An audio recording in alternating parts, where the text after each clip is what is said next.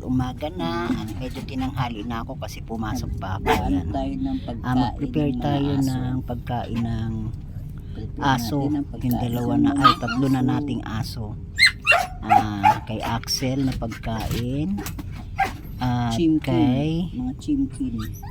Cockers. Chimkin ng At aking saka mga sa bunso doggy. ko. Bunso kong aso. Chicken. Ayan, nagpe-prepare na tayo ng chimkin nila. Hinihimay natin kasi yung dalawa nating aso ay baby pa. Kaya ayan, nakikita nyo, hinihimay ko pa yung mga buto, yung mga laman ay para sa mga maliliit kong aso. Ito naman, ayan. Ito nga pala galing sa parisan ni Cesar. Hiningi natin yung mga tira-tira ng mga kumakain para yun ang gawin natin pagkain ng mga aso. Super malinis naman tong mga hiningi ko kasi galing talaga to sa mga table. Yan. Para makatipid tayo sa pagpapakain ng aso, kung may mga karinderya naman tayong kilala, why not makiusap tayo sa kanila na ipunin yung mga tira-tirang pagkain at sayang naman para naman sa mga stray dogs. Pwede rin na bigay natin sa mga stray dogs.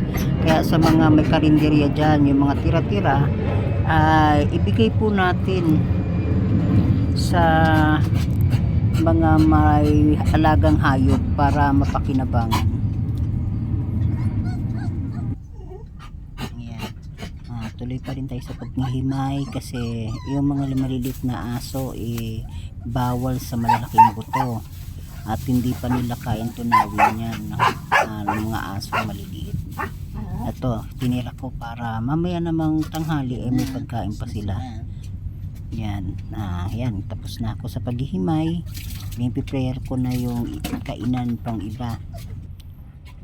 Ayan na, yan ay para kay Axel sa malaki kong dogs. Ito naman ay sa dalawa kong chikiting na aso kay Pokers. Ayan, pipakain na natin. Unahin natin si Axel. Unahin, ayan, nakaabang na. Yan, sabi niya, ay chimkin na naman ang ulam ko. Ano ba yan? Yan, si Axel. Yan ang panganay kong aso. Laki-laki niya na. Mamaya naman paliliguan na yan. Ito naman yung dalawa kong asong maliliit. Yan yung hinimay natin. Pinagsalo ko na sila para masanay silang hindi nag-aaway. Kailangan natin turuan sila na maging palakaibigan, hindi pwede yung palaaway na hayop at ayaw ko na nag-aaway. Yan. So far mababait naman itong mga aso ko. Hindi pa nga lang nabubakunahan pero ayan, thank you sa panonood. Thank you sa lahat.